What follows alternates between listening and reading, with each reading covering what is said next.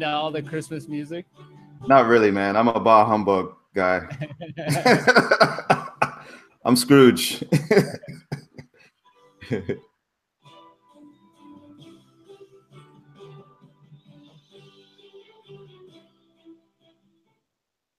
There we go. We got to come into this audio adventure with a little bit of holiday spirit.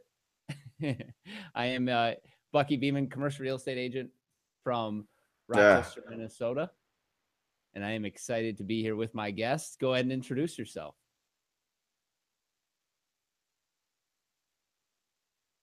If you can hear me. Guys, how you doing? Here in South Florida, where everyone likes to come down when it's snowy and freezing cold in your part of town. We like to bring you on down here and enjoy some of our sunshine down in the Sunshine State. We are getting our first snow in Minnesota right now, so I will tell you, it's beautiful right now, but once you get into like the middle of the winter, we're like, what the heck? How the heck can we turn this? How can we turn this thing off? We are fed up with it. But right now it's beautiful. Sam, I'm excited to learn more about your business and learn more about your story.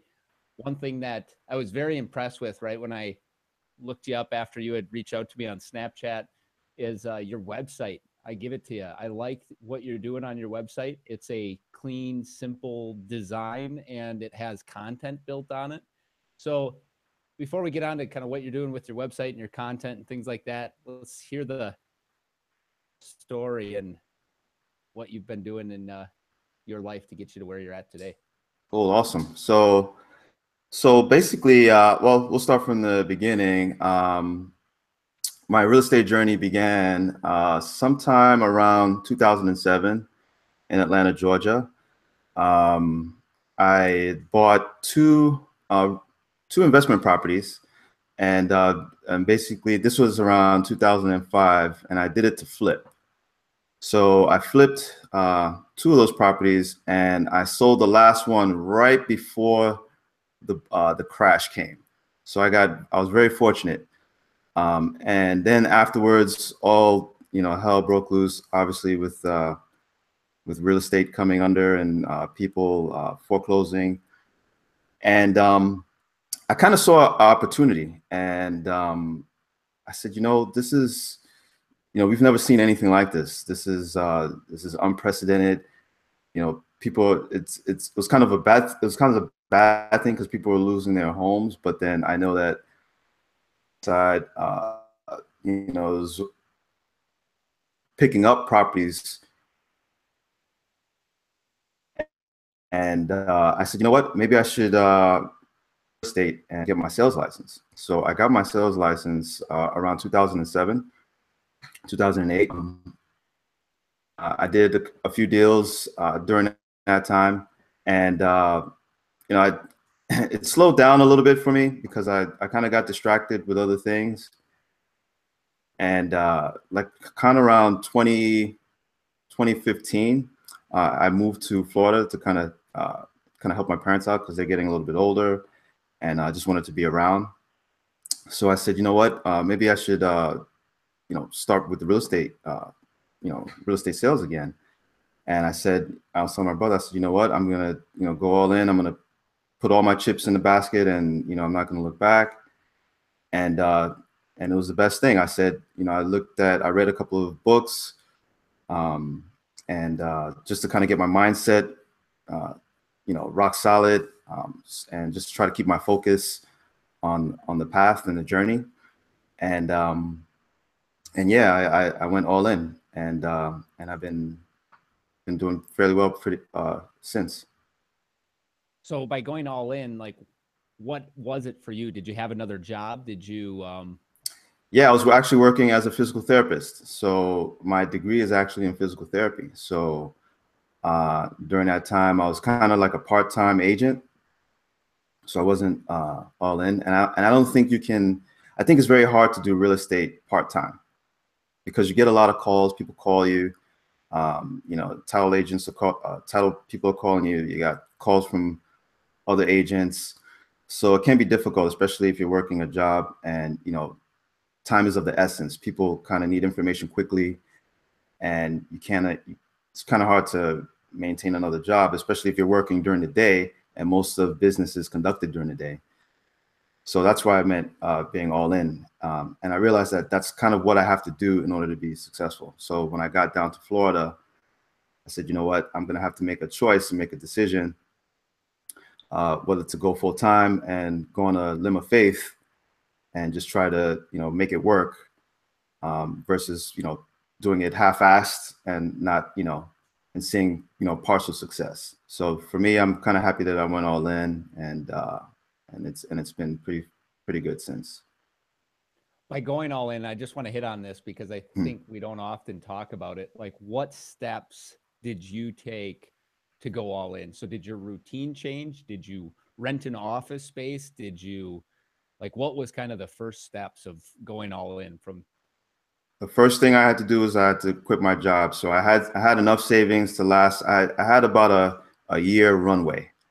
So that really helped. And then, like you said, I had to find a routine. So I was fortunate to have some mentors that kind of tell me, okay, this is what you need to do. These guys are from the old school. They have me watch this movie called Glengarry Glen Ross. I don't know if you ever seen that movie. It's a very good movie. It's actually about real estate sales. It's an old movie. Al Pacino's in it. There's a lot of guys that are famous that are in that movie. But basically, they were telling me, you know, you know, you wake up early, 6 to 7, you go to the gym, 7 to 8, you do some meditation, you relax, eat breakfast. 8 o'clock, you come in the office from 8 to about 10. You know, you're prospecting, so you're making phone calls from 8 to 10 or to 11, and then from 11 to about maybe 1 or 2, you're going out, you're doing showings and stuff like that. And you come back into the office like about 3 to 5, you do more prospecting, you do more marketing, and then, you know, 7 to 8, you relax or whatever, and then whatever you decide to do after that, you know, you do a little bit extra marketing maybe or whatever things you need to do, and then you tuck it into bed like about 10 o'clock.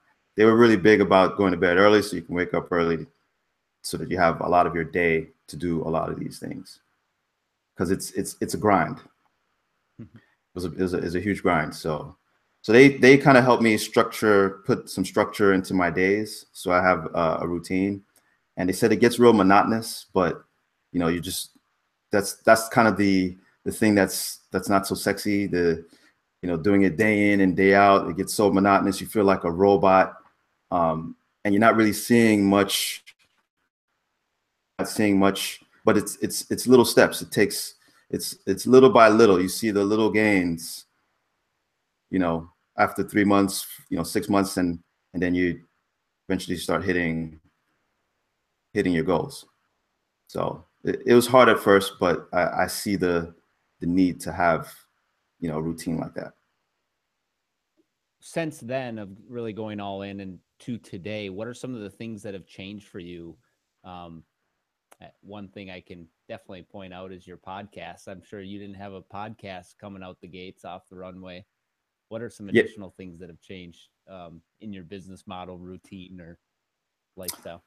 Um, you know, it's interesting because you know, the what I find like with the marketing is sometimes it's hard to because, as you know, when you're taking on clients, especially on the residential side, you know, a lot of things pop up, and sometimes you may not have time to do a lot of the marketing things or the things that got you business initially. So you're working with clients. Sometimes you're working on different schedules. So you know, sometimes it could be a little bit helter skelter, especially if you know, I don't have assistants and things like that because I'm pretty much one man operation as of now. So, you know, you have to try to find balance once you start getting clients coming in and you're working with clients and being able to maintain uh, a normal routine as much as possible. But as far as change, the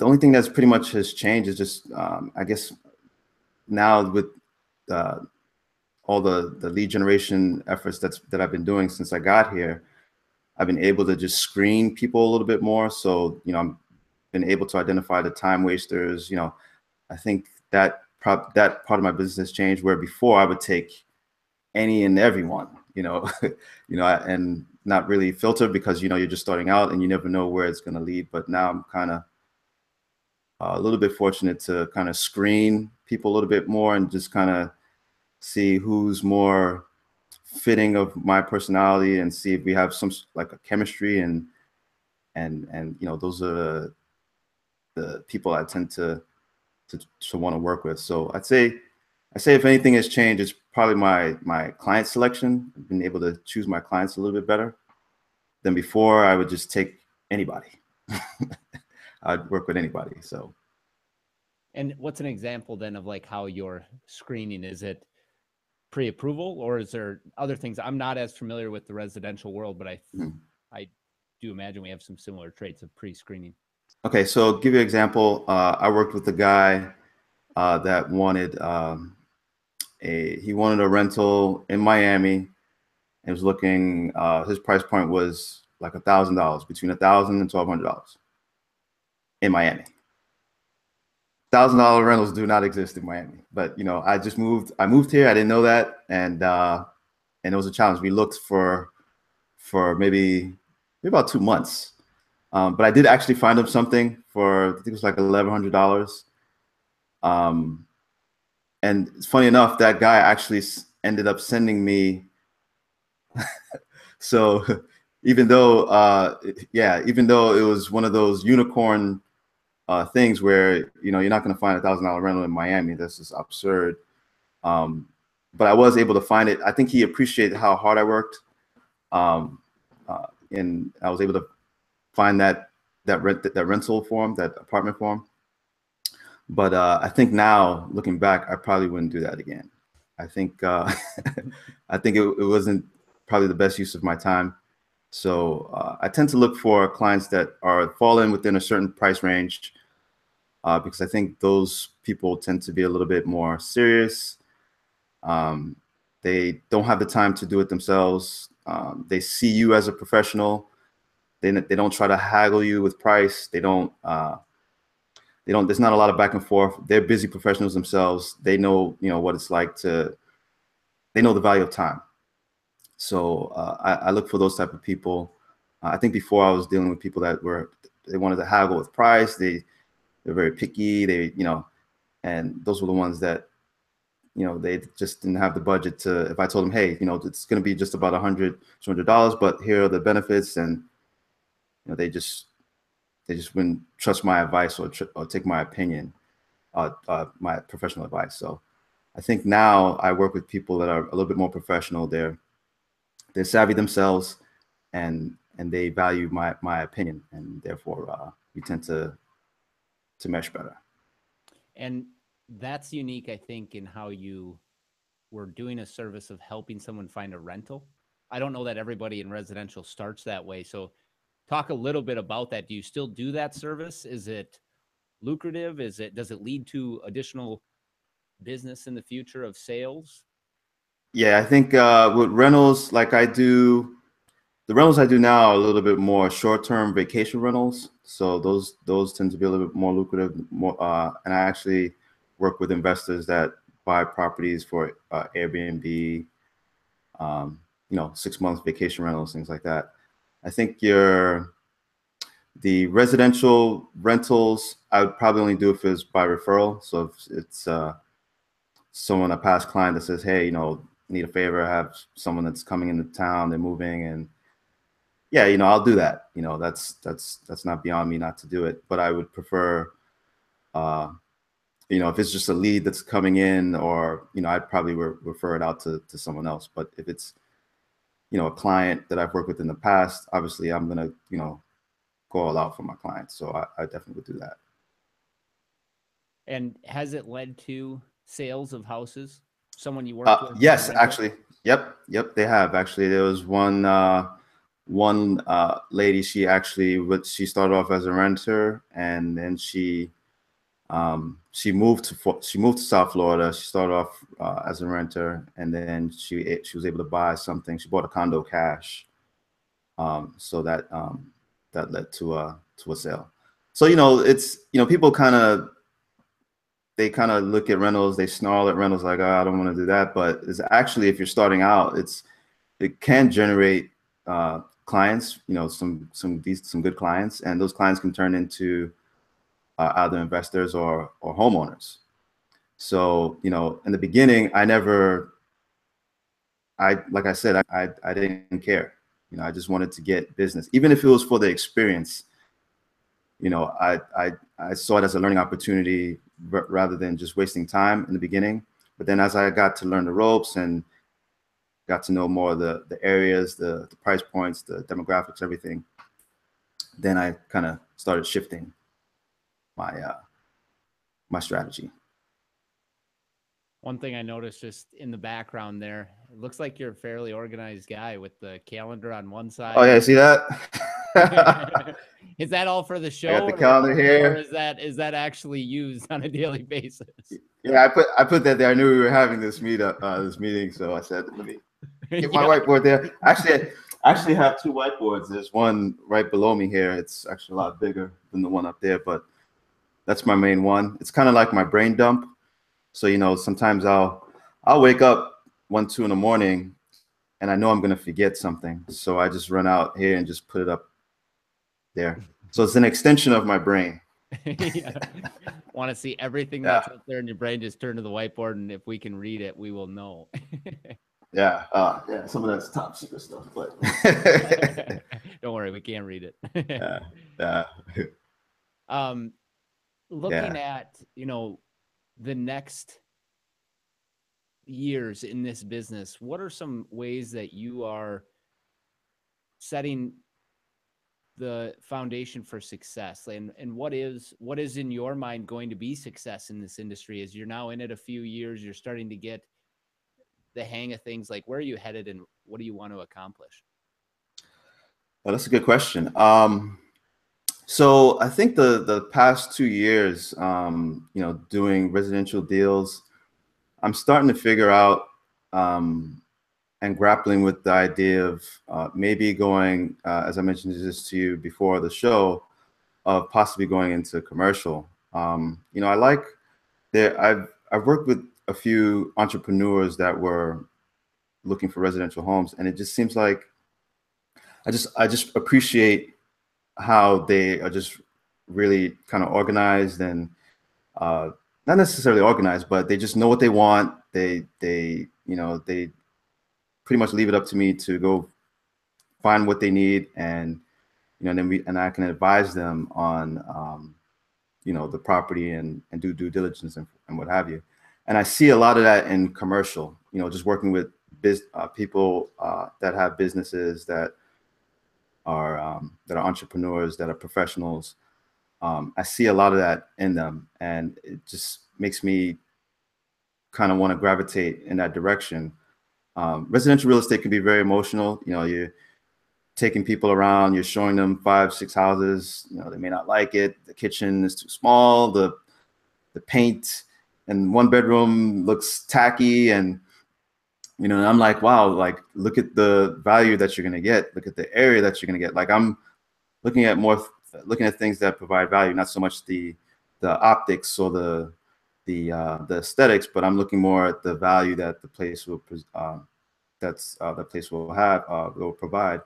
They're looking at it more of an emotional thing. I don't have a connection to it. It doesn't feel homely, and that's, to me, I don't know. I'm kind of feeling like, dude, just like, look at where you're getting it at. I mean, this house here is going to be worth X amount of dollars in 5 years. Like, look past that. You can rehab all of this stuff. You can change all of that. Residential real estate, people just don't have that vision. They can't see past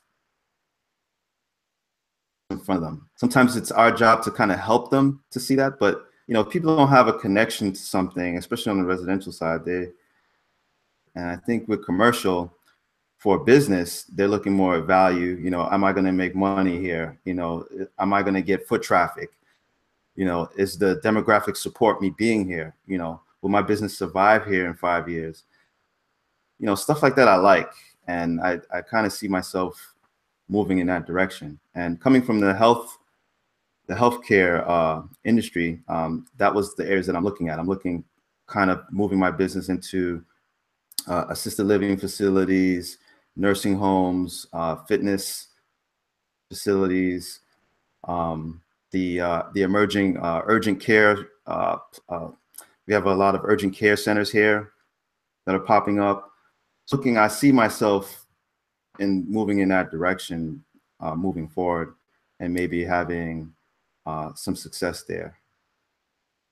And I think there's other, especially residential real estate agents, that think about that at times. What do you feel like some of the barriers might be of just getting into commercial and learning about that industry? Well, commercial, I learned, I did take some intro courses into just introduction of commercial real estate, and our market here is pretty, cutthroat. It's shark infested down here. There's a lot of sharks, and it's very competitive. And with residential, there's we have a lot of standard forms that we use that kind of secures your commission. In commercial, it's not so.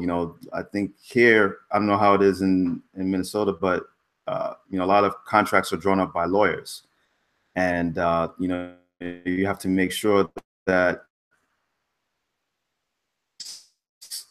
there's other minds and everyone's on the same page as far as how much, what the numbers are going to be. And I know there's a lot of back and forth with that, but I hear that's kind of one of the big things down here is making sure you get paid for your services and making sure that the contract is carried out to execution, which I hear that sometimes it's not always the case, and you have a lot of lawsuits and things like that.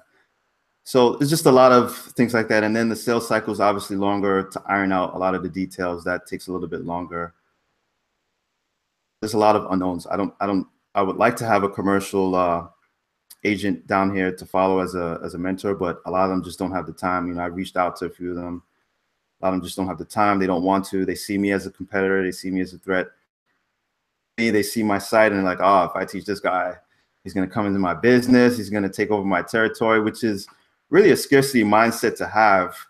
I'm more the abundance mindset. There's plenty for everybody. And plus, not everyone that works with you may not like me. They may not want to work with me, so, I always have a different mindset when it comes to those things. But, those are the barriers I see from a residential agent coming into commercial, just dealing with a lot of those industry jargon, understanding, a lot of the terminology, and then, the commission side of things, making sure your commission is protected, and being able to carry out the deal from A to Z, because it's a long process, and I know it can get hairy in these type of deals. So, well, and one thing you just hit on that I wasn't even thinking about, but making sure your commission's protected. For those that don't know, and it was in our market as well, the MLS was created for multiple reasons, but one reason was because of the protection of agents' commissions. And so that way, when I go on to our local MLS, and I'm sure it's similar, Sam, with yourself, you can see what another agent is offering to you, being the buyer's agent or facilitator, for example. If you were to bring in a client to their listing, I don't know about your market, but our market, the local Southeast Minnesota MLS, we are one of the only commercial firms on there because the other commercial firms haven't adapted. And so you have to protect your commissions when you go in and negotiate, because MLS is not there as the safety, if you will. Right. We don't have a so-called, and I think people list their properties through LoopNet. There's a couple of other commercial listing platforms types that people use. they don't indicate really commission on there. I mean, they just pretty much have the listing. It's just, one of those things that, okay, so I have to fight for commission. I have to, present, a proposal, I guess, when I put the offer in. So, those are the things that's new to me. And residential side, you go on the MLS, it tells you how much the buyer side is going to be. It tells you the seller side, and you can take it from there.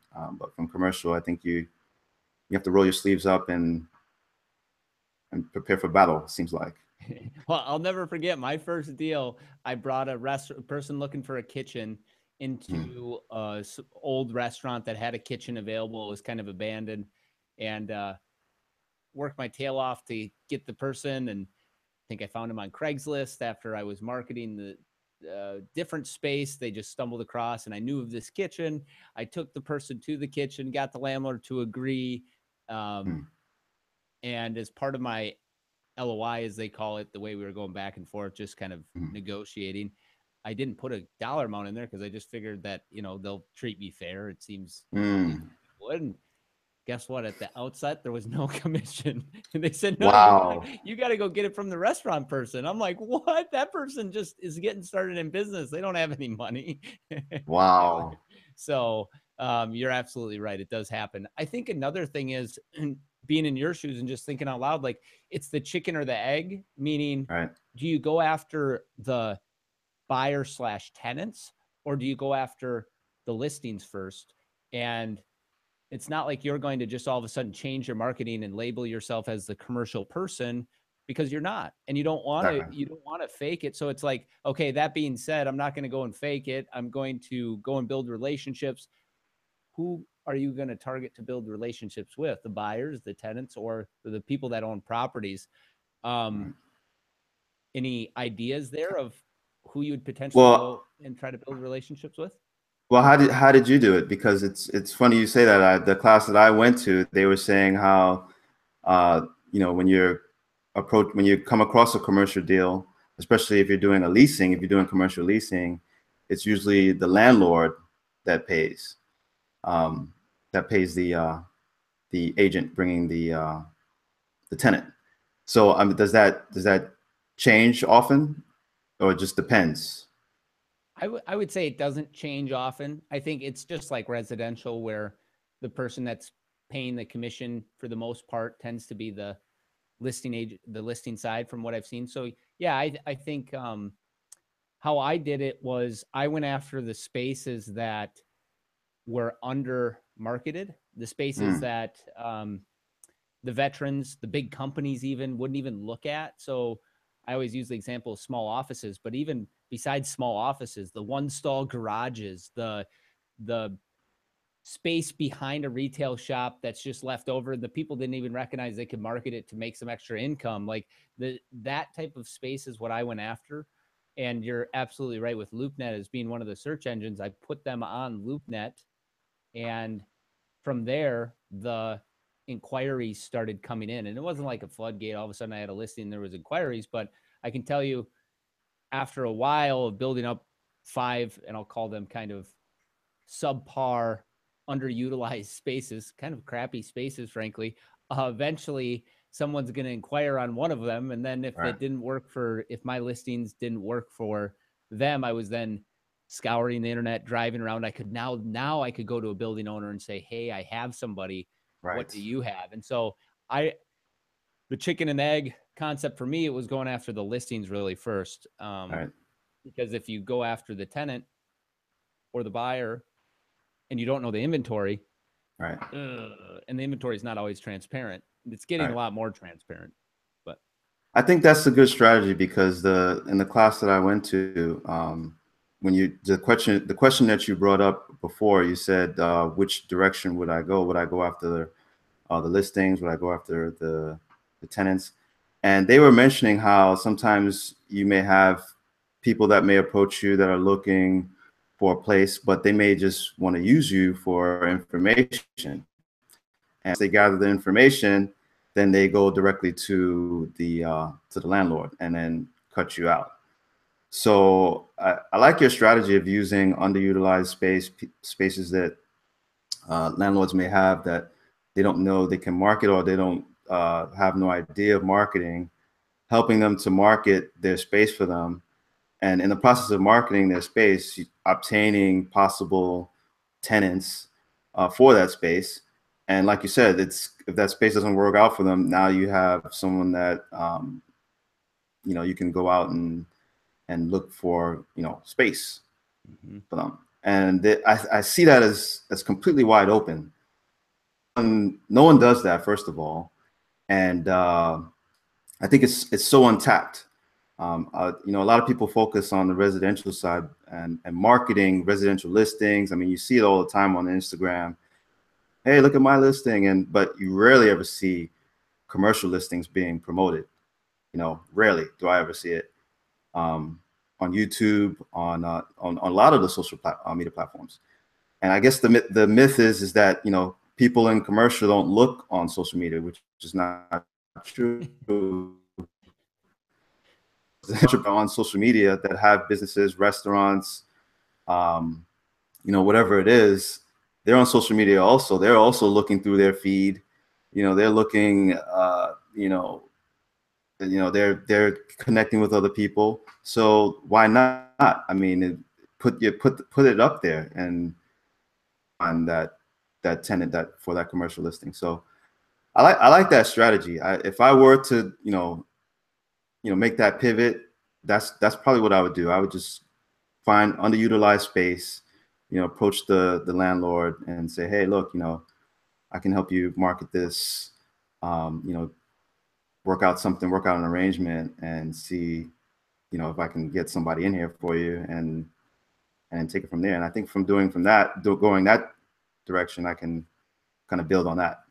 It's almost like how I started with the rentals. It's almost similar. That got someone that started off really low. I mean, it's not desirable. Rarely anyone would take on someone looking for $1,000 rental in Miami. That's just, no one does that down there. So, but you never know where it may lead. You never know the potential of like I said, that guy sent me 4 people. So you just never know what direction that may lead to. You never know, that building owner might have multiple buildings. You never know, that tenant might know somebody that owns a building. Like, that's where the relationship starts. And and so AJ is one of my team members at our commercial real estate firm, and his grandfather owned a lot of commercial real estate here in Rochester. And I was one of the guys that went to him and started bringing tenants to his small single office type spaces. And that one relationship alone has led to AJ now being a team member within our firm. And wow. I have a great team member out of where that started. So it's just like, yes, you're absolutely right. I think another thing we have to recognize, being in our shoes, of how we're utilizing the internet for our business. We are business owners and we are using the internet for our business, and it's helping us. It's helping us learn. It's helping us do more business. I think that's something we can also provide as value to potential tenants or buyers. Right. And that then helps you build the relationship. And so the example is, you get the CrossFit that wants to rent your crappy garage that you just listed and you educate them how they can bring business to the CrossFit. And you then even go further to educate them with a Google Hangout over the internet that's recorded, that leads to you meeting new people that are interested in opening up other businesses. And so I really think that for those that want to get into commercial real estate and are utilizing the internet or doing things in their business, they're business owners already, and they have a lot of value to provide to these people education wise. They may not know the inventory, but now with the inventory being more transparent than it's ever been because of things like LoopNet, and Real Massive is a new company kind of coming up as a listing platform. There's several other listing platforms, but the one that you hear most often is LoopNet. You don't necessarily need to know the inventory right out the gates like you used to. And so you can say, I can find that for you. And then you come back to them the next week and you say, I got 5 opportunities for you. So how can we educate business owners related to things we're doing that's helping our business, which then in turn leads to them looking to you as the resource? Yeah, that I like, because it's it's kind of like value add. We're adding value to them, and they found us on social media. So why not share what we're doing that's working for us and showing how it can help them in a long and most of these places they're location based. If they're where they're not getting X amount of foot traffic, maybe they may need to step up their social media efforts. That's something, as entrepreneurs ourselves that are using social media, we can look at their social media profiles and say, hey, maybe you need to focus a little bit more on your YouTube, or if it's like you said, like a CrossFit, maybe you may need to step up your game on Instagram, put some some of your classes on, do an Instagram live, stuff like that, or use a lot of the local hashtags so that people know that you're in town. So things like that, I think we would provide value if you're. That's a good idea, Bucky. I like that. Thinking about that, yeah.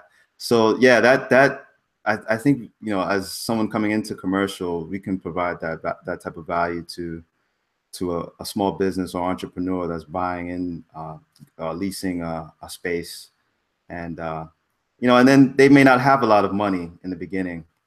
When they move in, they may not have much to do to build out. They may have to do the build out themselves, and every dollar counts. They have to make use of every single dollar. They can't afford to waste anything because the clock is ticking, and they have to start generating revenue like yesterday.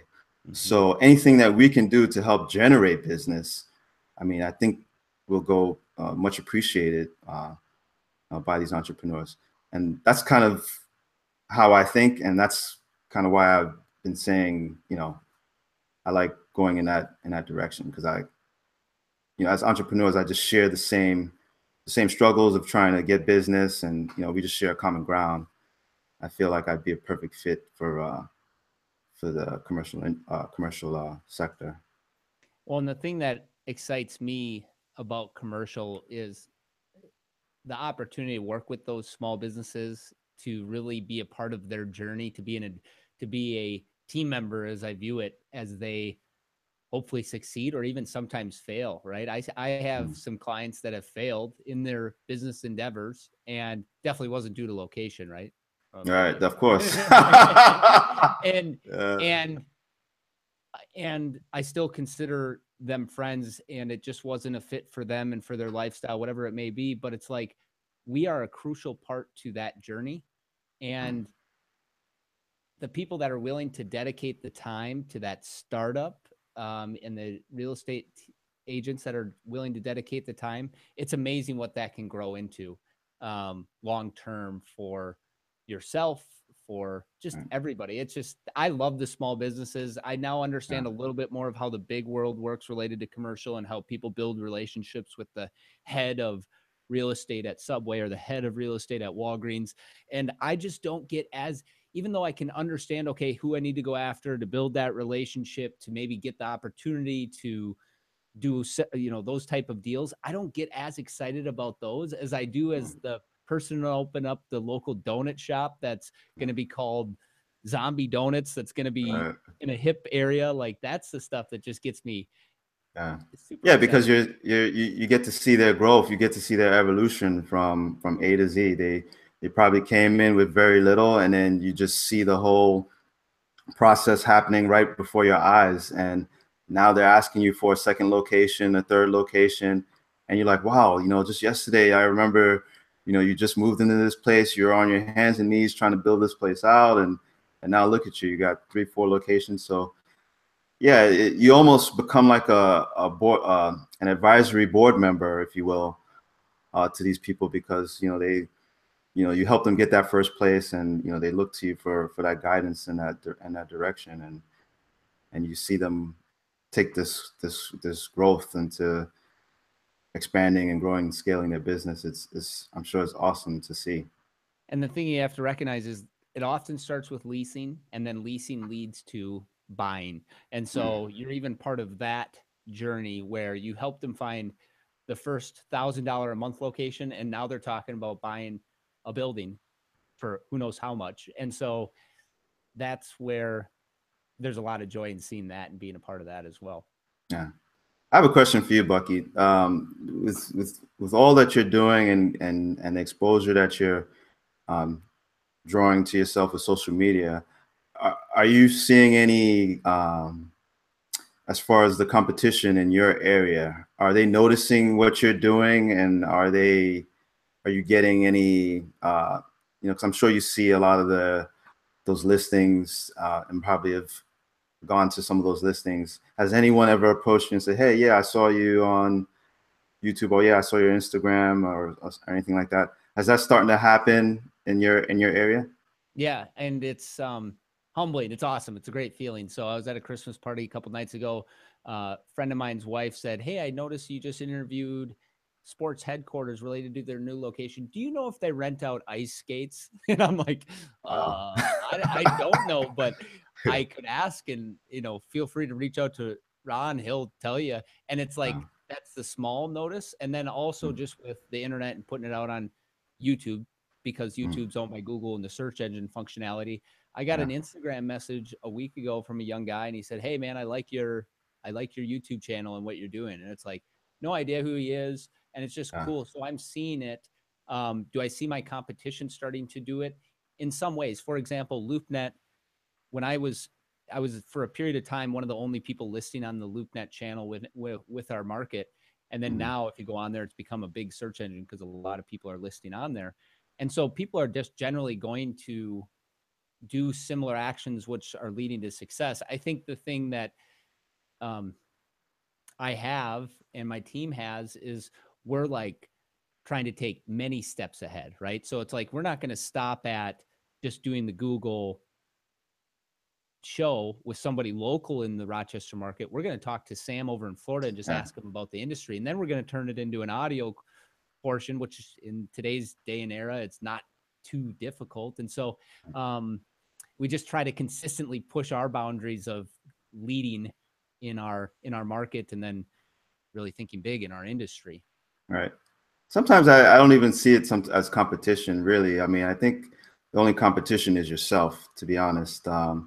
As long as I feel like if you're out there providing value, you're putting good stuff out there, eventually you're going to attract and draw the right people, and those people are going to want to work with you. So it's really competition. People say, "Oh, people you're competing with, ex realtors, commercial realtors," and no, I don't see it that way. I see it as putting value out there, helping people in a genuine and authentic way, and not really thinking about your commission or how much you're going to make, but really being passionate about what you do, passionate about your community, passionate about business and entrepreneurship.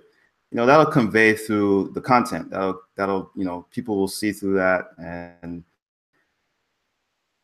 people that want to work with you. So people always say, throw that competition word, and you're dealing with there's so many competitors out there. You're worried that you're going to lose business, and it that way. I have a complete different mindset when it comes to that. So I'm with but you. yeah. I think the example I have is like residential agents will often ask like, "Well, I have a referral for you," and then I then tell them, and I'm like, "Do you want to ride along? Like, you can come along this whole journey if you want to. I have no problem sharing you coming along this journey and learning about the commercial process." I think because I would love to go down in history as the guy that helped several people get into the commercial business, which has often been an industry that just seems so hard to break into. You got to, your family's got to be in it. You got to know somebody. You got to have money. Like, so that's where that's why I was surprised that you'd even talk to me, because there's so many commercial agents. They close guard all the information. They hug it tight, like someone's gonna use it. And I mean, dude, I mean, it doesn't have to be like that, and I guess As so I was they're very, sitting there holding it tight, there's a bunch of these techies in California that are figuring out how to make every property owner's phone number accessible through a click of a button, to make yeah, the 3D model of each building be available on your iPhone. I mean, so yeah. you sit there and hold tight all you want, but eventually this thing's going to break loose, and it's all out there, Yeah, unfortunately.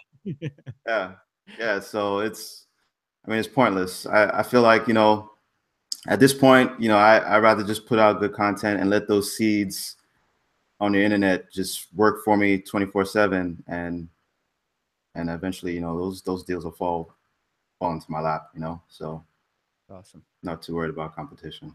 So before we end the show, I do want to talk a little bit about your content game right now. What are you doing on the internet, on your mobile phone? What things are you doing that are helping your business? So right now, I've been focusing a lot on Instagram. I've been doing a lot of engagement on Instagram.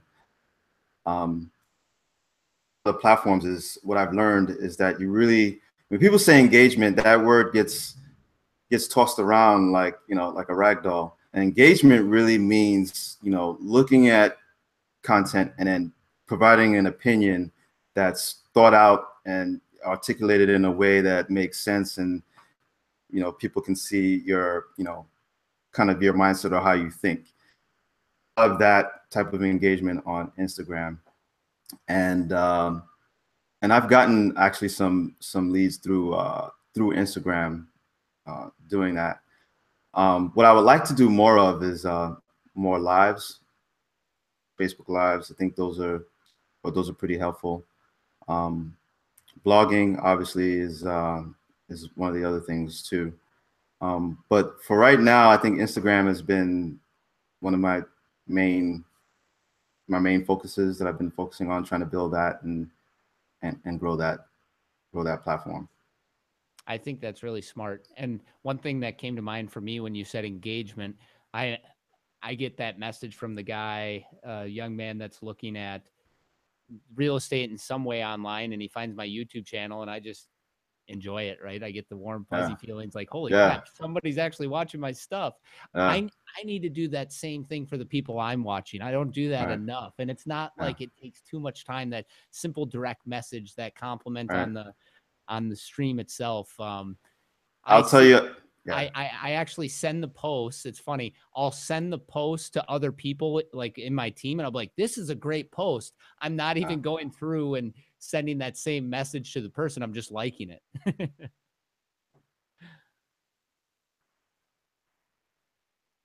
Still there, losing you a little bit. Yeah. Well, that's where the connection happened. You sent me, when I first reached out, and then you sent me that video. I was like, wow, this is cool. Like, no one ever does that. I was like, man, this is cool, man. Bucky's legit. I said, that's what engagement is about. Reaching out to someone in an authentic way. Expressing your thoughts and your opinions. And if you go on YouTube and you give your opinion, you leave a comment, not just, hey, that's, I like that, or, that's cool, or that's awesome. Like that, people kind of look past that. But if you really take the time to leave a nice articulated message, that goes a long way. People look at it, they like it, they go back to your profile now, and they're looking at who you are, and they want to learn more about you, and then they start liking your content. Like that's what's happening with me on Instagram. Like I'm going on people's profiles, and I'm putting out long comments and stuff like that, and they're coming over to my profile, they're doing the same thing. And then what Instagram does is it ranks a lot of my posts high for the hashtags that I put in the post. So I'm seeing a lot of engagement when I look at my analytics, and I said, yeah, that's the way, to do this thing. That's sweet. Sam, if people want to find you online, where can they follow you on Instagram, on any other platform? So the best place to go, I would say, is to go to my blog, because I have all my social media platforms there. It's samtherealtor.net. So if you go there, you'll see all my social media platform handles. Everything will take you there. I have my Twitter set up there, YouTube, Instagram, Pinterest, and I think email form. Podcast. You got your podcast. Podcast is up there. Yep. Podcast is on there also. Yep. That's sweet. One thing I like to do with Audio Adventure before we sign off is if you can share any movers and shakers that we may not know, and it doesn't have to be in the real estate industry. It can just be somebody doing cool things in Florida, somebody doing things back in Atlanta. It can be somebody in the real estate industry. Who are some movers and shakers that we should know about and possibly even go follow? Movers and shakers. Let's see. Always tend to think of real estate in terms of movers and shakers. There's one mover and shaker in real estate that you mentioned before we got on the phone here. She actually introduced us. I think she deserves a shout out. Sonia, yeah, Sonia definitely. Sonia Figueroa is definitely a mover and shaker. Sonia is really awesome, and I've just seen her evolve and grow and do a lot of great things on social media. She's very active. I mean, if you really want to emulate someone that's doing it the right way, I mean, she's awesome. And I'm coining this phrase. You hear it here. Kardashianizes the real estate industry with how she engages with people and interacts with people on social media. So Kardashianize, you heard it here first. Yeah, she is a mover and shaker. Thank you, Sonia, if you listen to this, for introducing us, and thank you for being so active online and in the Snap Pack, and just being so open to meeting anybody in the industry and just being who you are. It's really cool to see your growth as a leader in our industry. What's another mover and shaker? Another mover and shaker. There's so many. I like the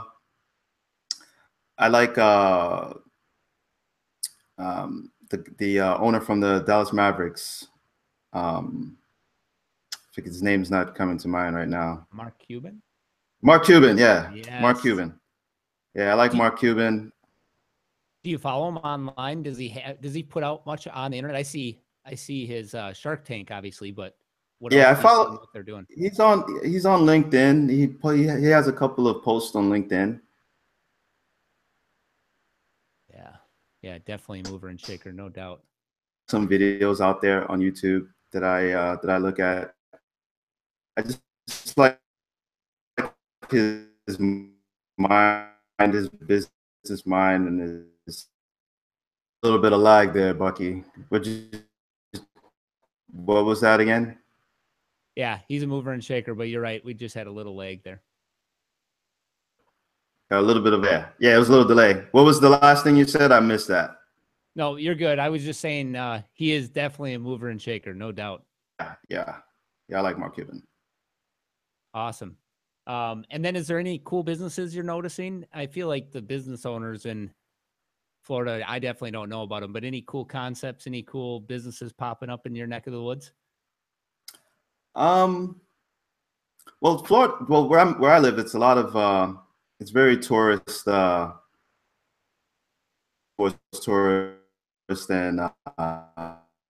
homes. I have a lot of people from the Northeast that come down, escape the winter, and they're here for about 6-7 months. Canadians also. But as far as new businesses, there's not really. There's a lot of startups. I'd say the startup culture down here is evolving. I think what we're seeing is a lot of people are finding that Silicon Valley obviously is the hub for a lot of the bigger companies like Google, Uber, and companies like that. But we're starting to get a startup culture down here in South Florida, and there's a lot of companies that are growing and evolving from these incubator companies, and they're growing and they're providing different types of services and products down here, and they're getting a lot of funding. They got a lot of people that are in Silicon Valley that are backing them, and they're based here, and they're adding to the culture, to the community, to the environment, the infrastructure, and things like that. So I say the startup culture down here is growing. That's the one thing that I'm noticing. That's happening. That's pretty big down here. Awesome. Thank you, Sam. Thank you for everybody that has tuned in. If you're listening on audio, Be sure to check it out on YouTube as well. Leave your comments. This is the Bucky Beeman Audio Adventure. We are on Spotify, iTunes, and I think another platform. Oh, SoundCloud. There you go.